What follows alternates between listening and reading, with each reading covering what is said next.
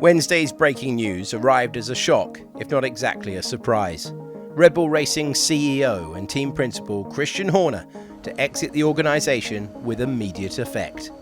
Christian Horner, the central figure at the heart of one of the biggest teams in F1 for 20 years, a Red Bull no longer, with Laurent Mekies stepping up from team principal at the Junior Racing Bulls team to take his place.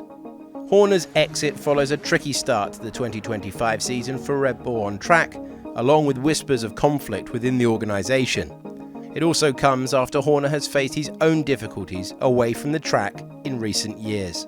But not many had predicted that the 51-year-old would be parting company with the team that he had been so instrumental in building over 2 decades in quite this manner, middle of the week, mid-season. At the controls at Red Bull, Horner had overseen 2 extraordinary periods of domination in the sport. Steering the brand new outfit from its humble origins as rookie disruptor on the grid in 2005, the youngest team principal on the grid at the time, to 4 successive drivers' titles with Sebastian Vettel between 2010 and 2013. Fast forward to then dominating the start of the 2020s with 4 straight championship wins for Max Verstappen. From rank outsiders, Red Bull and Horner grew to be one of the sport's major players, as much identified with its illustrious history as the pedigree marks of Ferrari, McLaren and Mercedes. Not bad for a fizzy drink company from Austria and a lad from Leamington Spa.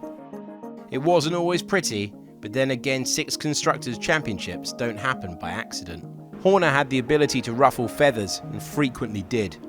His ongoing feud with Mercedes team principal Toto Wolff remains the stuff of soap opera drama. And whilst Red Bull enjoyed extended reigns with both Vettel and Verstappen, the position of the second Red Bull seat could often be the most uncomfortable in the paddock. But Red Bull and Horner always did things a little differently. The attention to detail, the world record pit stops, the iconic celebrations, and seizing title after title. Yet there's no denying it. It has been a rocky last 12 months for Red Bull.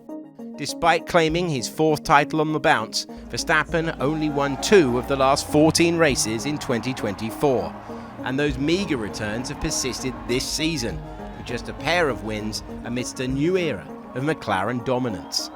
The conundrum of the second Red Bull seat has persisted too.